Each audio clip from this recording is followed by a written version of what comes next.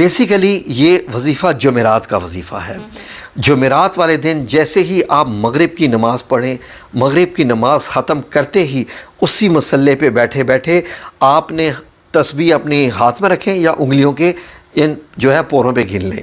تسبیح ہاتھ میں رکھیں 100 دانوں کی.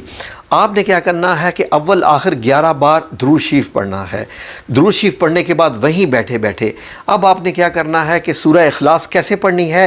ٹھیک ہے جی، بسم اللہ الرحمن الرحیم، قل هو اللہ احد احد. اب آپ اگلی سیکنڈ آیت کون سی ہے؟ اللہ الصمد. اب یہ جو آیت ہے نا اللہ الصمد، اس کو آپ نے 100 بار پڑھنا ہے اسی جگہ پر. قل هو اللہ احد ایک بار، اللہ الصمد 100 بار، 100 کی تسبیح. جیسے ہی آپ کی 100 کی تسبیح پوری ہو گئی، اب آپ نے کیا پڑھنا ہے؟ آگے سورت کو مکمل کرنا ہے. لم یلد ولم یولد ولم یکن لہ کفوا احد. تو یہ آپ کی ایک تسبیح ہوئی. یہ آپ نے 1 یا 3 یا 5 یا 7 یا 9 یا 11 تسبیحات کرنی ہے، یعنی تعداد میں کرنی ہے. اور ذہن میں رکھیے گا کہ میکسیمم 11 ہی سمجھیے. 11 سے زیادہ اگر آپ کریں گے تو اس کا اثر جو ہے وہ بڑا اور ہو سکتا ہے، مشکل آ سکتی ہے آپ کے لیے. لیکن یہ اس سے زیادہ مطلب یہ 11 تسبیحات آپ کے لیے کافی ہیں. ضرورت سے زیادہ ہیں، آپ 7 بھی کر لیں، 5 بھی کر لیں. اس کے بعد جب آپ اپنی 5 یا 7 یا 9 یا 11 مکمل کر لیں تو اس کے بعد آپ نے دوبارہ 11 بار درود شریف پڑھنا ہے اور اس کے بعد اللہ سے دعا مانگنی ہے کہ اللہ یہ میری حاجات ہیں. اب اس وظیفے کے کرنے سے آپ کو فائدے کیا کیا ہوں گے سنیے.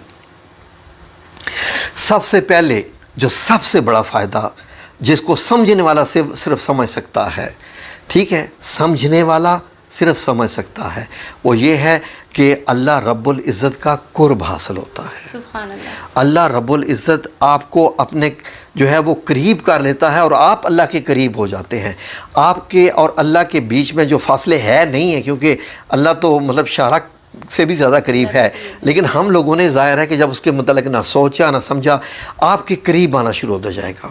آپ جیسے جیسے یہ وظیفہ کرتے جائیں اللہ آپ کو محسوس ہوگا کہ ہاں اللہ میرے ساتھ ہے، میرے ساتھ ہے. اور یہ وظیفہ جو ہے یہ حضرت شیخ عبد القادر جیلانی جو پیران پیر ہیں ان سے جو ہے وہ مطلب چلا آتا آ رہا ہے.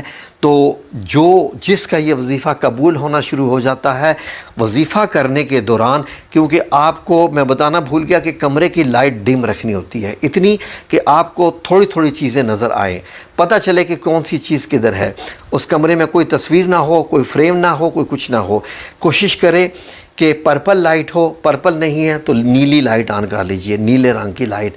یہ روحانیت کے کلرز ہیں، یہ ذہن میں رکھ لیجئے گا. وائٹ کلر آن نہیں کرنا آپ نے.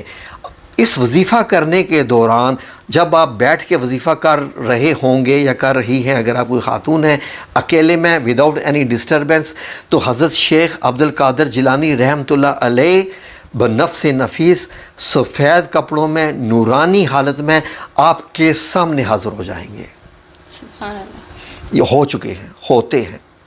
ہمارے جو بہنیں جنہیں بہت سارے وظیفے کیے یورپ میں بھی، پاکستان میں بھی، انڈیا میں بھی، اور باجی شناس کا بھی آپ کو معلوم ہے کہ آ کے وہ بنفس نفیس آ کے ملاقات کرتے ہیں. تو آپ کو ایسی حالت میں ان سے ڈرنا نہیں ہے، ان سے ڈرنا نہیں ہے. وظیفہ اپنا جاری رکھنا ہے، صرف مسکرا کے ان کی طرف دیکھنا ہے. وہ آپ کے لیے خاص دعا کریں گے اس وقت.